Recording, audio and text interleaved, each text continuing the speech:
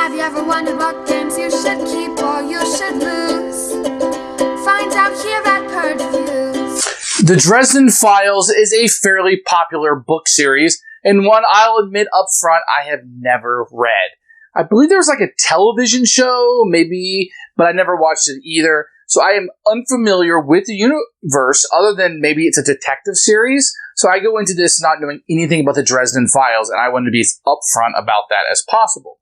When I sat down to play the game, it was a card game, but you could also play it solo, which interested me. But the solo game is just playing three hands. The two-player game, you still always have to have three people out there, so somebody's going to be playing more than one. So really, if you really want to play this where you're playing one character each, this is a 3+ game. Really, 3 to 4 is probably the sweet spot. You're going to be going on these different puzzles and missions, and that's kind of where we should start at. There's not a lot in the core box. If you're going to be playing this game and getting into it, I think you better be prepared to get those expansions. And when you're looking at the price of this game, I would look at the price of all of the expansions. I think they add a lot to the game, the variety. You're really going to want those different missions to go on. And I feel like that's where the game comes alive, that you're going to have all of these missions. And I think when you're looking at it, look at the price of everything with those expansions, or at least one or two of them based on what characters you may like. And I would add those in immediately and have that variety, because in the game box, you only get 5 of the characters, and I don't think that's a whole lot considering you're playing 3 or 4 each game. So, how does the game play? Well, this is a puzzle. This is something you're going to look at your card and you're going to put together. It's almost like solitaire. What do I have in my hand? What am I going to be doing? And I almost want to say, before you play this game, stop. And everybody look at their cards and calculate whether you can win or not. I am convinced that if you draw a certain amount of cards, and in this game, when you draw a card at the beginning of the game, let's say in a 3-player game, you draw 7 cards each, it's very, very, very difficult to draw any more cards. So you may end up with a whole bunch of cards that help you with advantage, don't give you a lot of fate, or cost a lot of fate. And you're kind of put in this puzzle. Well, I am convinced, I haven't done the math on it, but I'm convinced that sometimes the way the cards are drawn at the beginning, you cannot win. I hope that's not the case. I'm hoping it was designed where you can figure this puzzle out no matter what was given you. I'm not 100% sure that's possible. And I could even handpick certain varieties that come up in each player's hands where it just, if you drew all of your obstacle cards and every player drew all their obstacles, you might say, hey, that's very unlikely.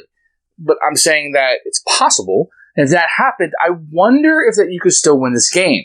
Because there's a lot of situations where the game seems to come really close, but I just don't like the cards in my hand. I almost wish I could just pick up all of my cards and play them until I run out of fate. I feel like that would be the better game. I'm sure some game design reasons why it isn't. I'm not trying to redesign this game. I'm just saying I think, and it feels sometimes that I lost before I even played a card, and that may or may not be the case. This is a puzzle game. I don't think I'm getting the feeling that I am doing anything as a detective or on this adventure. It's just cards, and a lot of the cards just have the same artwork on it. You know, these clue cards we're going out have different words on them, like I'm solving this case versus that case. Doesn't mean anything to me. Maybe that little sentence is all the world to you if you've watched the series or read the books. But to me, it was just words. And I got that it was a different case, but I was looking at those numbers. What can I possibly do with these cards that will accomplish solving the crime, which is getting a number of tokens on them, which I was fine with. The game's a puzzle. It's not adventure. It's a card game. I feel like you can lose in advance. The artwork is repetitive. The look of the game is repetitive. Once you get in the base game, there isn't a lot of it. And I just felt like it was a total miss for me. And then you have this dice rolling that you're doing. I don't know. It's called Fate. Maybe it has something to do with the book series. I don't think so from what I've read about it. But it can max or min. So, if let's say you have 5 Fate, you can roll the dice, and now it's only 3. Same thing with your attacks, where you're planning these attacks out, but then you have this random die roll that you're doing. And I don't feel like in this puzzle format that works too well. I don't feel like if I'm trying to figure this puzzle out, it's not an adventure game. I'm not having fun. I don't feel like I'm these characters, whoever these bad guys are. I didn't feel like there was a bad guy. Whatever I'm doing, which is really just putting tokens on cards, I don't feel like I need that luck aspect. I think that whole fate thing could have been taken out. Balance the game in a different way without that luck in there. And I felt like the game would have been better for it, because I don't want to, it's the difference between Defenders of the Realm and Pandemic. Do you want to roll dice and see if you beat it, or you just want to take it off the board? And you'll know what kind of player that you are and whether you like this or not. But I don't feel like I needed luck, that much luck. I already have so much luck based on what cards I drew and it's really hard to draw more cards. I don't feel like that dice rolling added anything to it, and it really sucked. When that dice went against you, it was like hammering. There were times where I felt like I had a shot at winning, and this game is difficult. Difficult. I don't think it's difficult because of decisions I'm given. I think it's difficult because of the cards, or the limited amount of cards that I have, the limited amount of fate. I think you have to be very careful with the right card draw in order to win, and then play it right, of course. But I just felt like when those dice went against me, it was a terrible, terrible, terrible experience. So for me, this was going to be a Purge. I like to play it solo, didn't mind the 3 hands, but it's absolutely not going to be something that I'm going to want to stick around for. Here's the Dresden Files cooperative card game. Here is the box. It's a really small box. Everything's going to fit inside of it fairly nicely. You're going to get a nice action shot on the cover. When you get inside, you're going to see a rule book. We'll look at that a little bit more as we go. You're going to have a board that will fold out, and you have just a place for all your cards. You're going to see some artwork on it. But you have cards on top of this, so you're not going to really see the artwork very much. You have a place to put all of your counters. The board is really not necessary to play the game whatsoever. You have a place to set everything. So there's a lot of empty space in here, room for expansions. A lot of the expansions are already in here. We won't go through those. You're going to have some tokens, which are really good quality, and you're going to have these dice that just have plus and minuses on it. Very generic, if you ask me, but there they are, and that's the components. Here is the rule book. You're going to see a component list here. Not a picture of everything, but enough. You're going to have the setup over here, which is really nice. You're going to have a discussion of the rules and what you can and can't say. Now, we can see these variants everywhere over here. I'm not a big fan of variants in games. How the game starts, the notations, kind of how the game works itself. Then a turn sequence. It took me a little while to realize that there's no end of the game. You just move on to the next player. You just play one card. A lot of examples in here. There's 4 different cards in the game. It's going to go through and explain each one to you. Very, very simple. Then an example of play, which is nice. Over here, it takes up 2 pages. Then the final showdown and how to score the game. Very simple. I liked it quite a bit. There's going to be a campaign if you want to go through that. How to do the side jobs. 2-player roles and solo roles will be in the back here. And then some strategy tips that you'll have. Very, very good rulebook, actually. I liked it quite a bit. Had no problems with it whatsoever. So in the base game, what you're going to get is 5 characters. You're going to get Billy in Georgia, Harry Dresden, who has to be in every mission you go on, Susan Rodriguez, Michael Carpenter, and Karen Murphy. If you've seen the show, that might mean something to you. You're also going to have 5 missions you can go on. You have the Dead Mask, Summer Night, Grave Peril, Full Moon, and Stormfront. And Stormfront's kind of like your starter set that you would have. So you're only going to get 5 characters and 5 jobs or missions that you can go on. And I'll kind of show you what these cards look like in just a second. Each mission you're going to get is going to kind of tell you what's inside of it. And then you're going to get one of this. So this is going to be your showdown card, which will tell you at the end how you're going to roll the dice at the end. And then you'll have a set of cards. Now, all these cards will have different makeups, which obviously it will tell you on this. It's going to have 4 foes, 4 cases, 2 obstacles, and 2 advantages. And that might help you pick out what characters you want. You can already see that probably that the cards are going to repeat the artwork quite a bit on the cases. The only difference is going to be the words that are on them. And then the obstacles and the rest will have different artwork based on it. But I mean, like, I don't know much about it, but that's a Shadow Man. That's a giant scorpion. If you like that sort of artwork. So that's what you're going to get for each of these jobs. For each of the characters, you're going to get a talent and a stunt that you'll be able to use. And you're going to get a deck of cards that will be with them. And then this will also, these dividers are really great. They'll have it kind of tell you how this is broken up. And you will have cards that kind of match the evil cards that I showed you. So this has an advantage, an obstacle. These are your attack cards. And these are your investigate cards in green. Okay, we set the bad guys up. You're going to put the showdown card up here and put your cards out randomly. You can't have any obstacles or advantages in the last spots. They would just kind of move over. You're going to have your fate. You're going to have a number of fate based on number of players. I set this up for a 3-player game. It's also a solo game. You're going to have all of your attack down here and all of your chits for the investigate down here.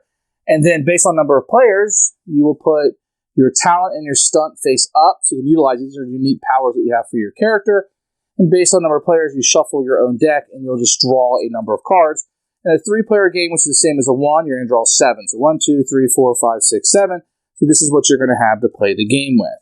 The game is fairly easy, so if you wanted to take out an obstacle card, then you would play one of your obstacle cards that overcome it. The colors match and the symbols match.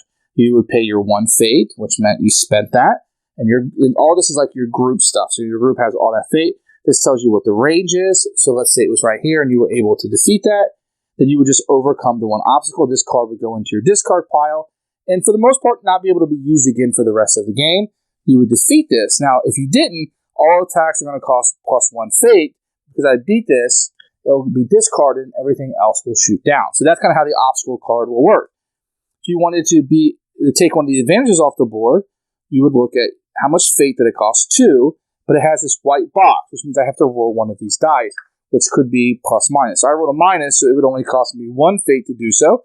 If it had a plus, it would cost me 3, and this would just cost me 2 if it came up blank. And I would say an advantage within 2 range. You can see on the board, it's not within 2 range, it's within 3, so I couldn't beat it.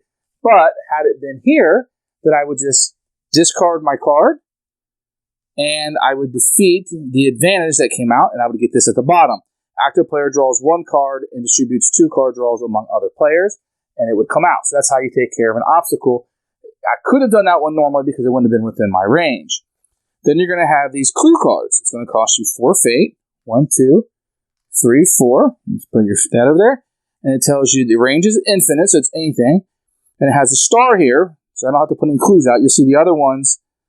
This one will tell you 5 clues. I would roll 2 dice to see if I can put out more, but only within 1 range. See the 1 range? But this one says, add 2 clues to all cases in a row. So I would look at this top row and be like, oh, okay, great. So I can put 2 of these markers out on these cases, and that's a pretty good card for me to play. But it's very expensive to play that it costs 4 fate.